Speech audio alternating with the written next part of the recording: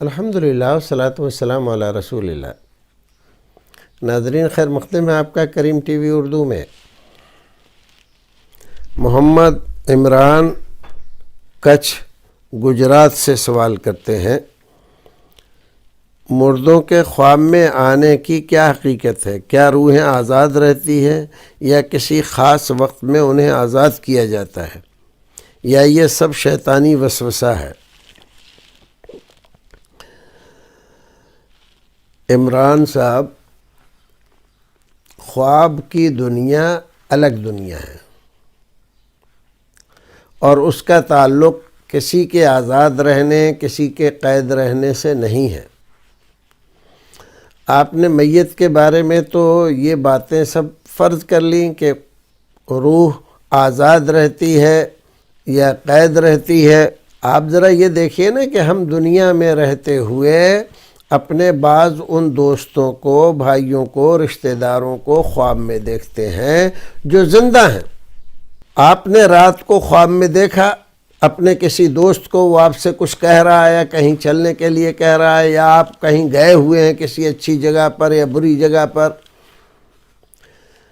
اب آپ خواب سے بیدار ہوئے، اب آپ اس کے پاس جائیے اور اس سے کہیے کہ رات تم کہاں لے جا رہے تھے مجھ کو اور کیسے کر رہے تھے؟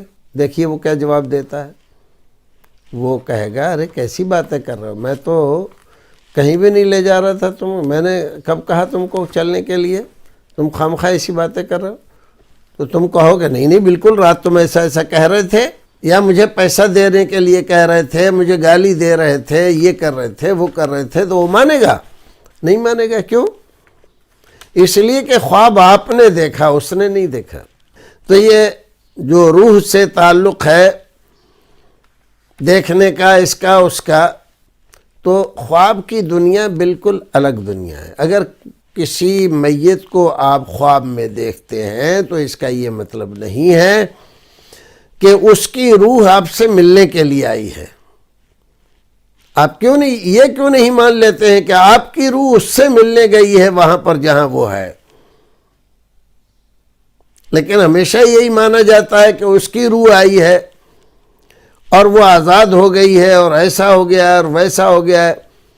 بعض لوگوں نے تو یہاں تک لکھ دیا ہے کہ مرنے کے بعد آدمی کی صلاحیتیں، وسعتیں، طاقتیں بڑھ جاتی ہیں، پھر وہ جہاں چاہے جا سکتا ہے۔ یہ سب بنڈل باتیں ہیں، بوگس باتیں ہیں، کسی حدیث میں ایسا نہیں لکھا ہے۔ اگر وہ نیک آدمی ہے، دیندار پرہیزگار آدمی ہے، جنتی آدمی ہے، تو اللہ رب العزت اس کی روح کو بہت بہتر مقام میں، علیین میں، جیسا کہ بعض روایتوں میں ذکر کیا گیا، رکھتا ہے۔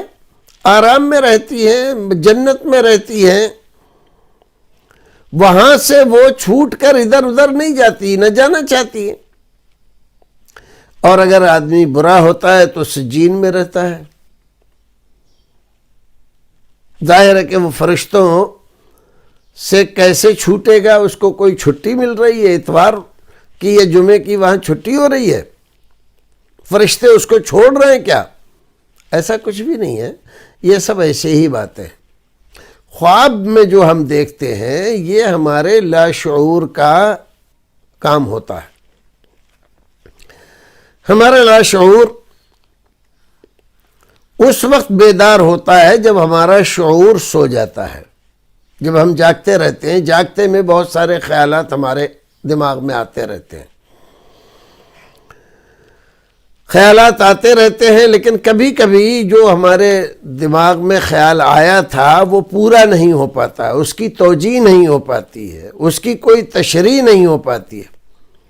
جب ہمارا شعور سو جاتا ہے تو لاشعور بیدار ہو کر اس کی توجیہ ہمارے سامنے پیش کرتا ہے، اور خواب کی صورت میں وہ ساری چیزیں ہمارے سامنے لا کر پیش کر دیتا ہے۔ نہ کوئی آیا ہے نہ کوئی گیا ہے، یہ سب کچھ کرشمہ کاری لاشعور کی ہے۔ ایک بات الگ ہے کہ اللہ رب العزت خواب کے ذریعے کسی بندے کو کوئی بشارت دینا چاہتا ہو، کوئی پیغام دینا چاہتا ہو، کسی بات سے متنبع کرنا چاہتا ہو، تو ایک ملک الرؤیا ہوتا ہے۔ اللہ رب العزت نے ایک فرشتے کی ڈیوٹی لگائی ہوئی ہے، وہ خواب میں اس آدمی کو وہ چیز جو اللہ رب العزت اس کو دکھانا چاہتا ہے، متنبع کرنا چاہتا ہے یا بشارت دینا چاہتا ہے، وہ اس کے سامنے خواب میں جب وہ سو جاتا ہے اس کو پیش کرتا ہے۔ اسی لیے کہا خواب نبوت کا 40واں حصہ ہے۔ تو کسی روح کے آنے جانے کا اس سے کوئی لینا دینا نہیں ہے۔ ہم زندہ لوگوں کو دیکھتے ہیں، ان سے جا کر پوچھتے ہیں تو وہ منع کر دیتے ہیں، بھیا میں نہیں گیا نا، میں نے تجھ سے ایسی بات کہی ہے اور یہ سب باتیں ایسے ہی ہیں تیری۔ حالانکہ ہم نے اس کو دیکھا ہے، اس سے بات چیت کی ہے، اس کے ساتھ کھانا کھایا ہے، اس کے ساتھ دوڑ لگائی ہے، کسی جگہ پر بہت اچھے مقام پہ گھومنے گئے ہیں۔ وہ کہہ رہا ہے کچھ بھی نہیں بھائی، میں تو یہیں تھا، کہیں بھی نہیں گیا۔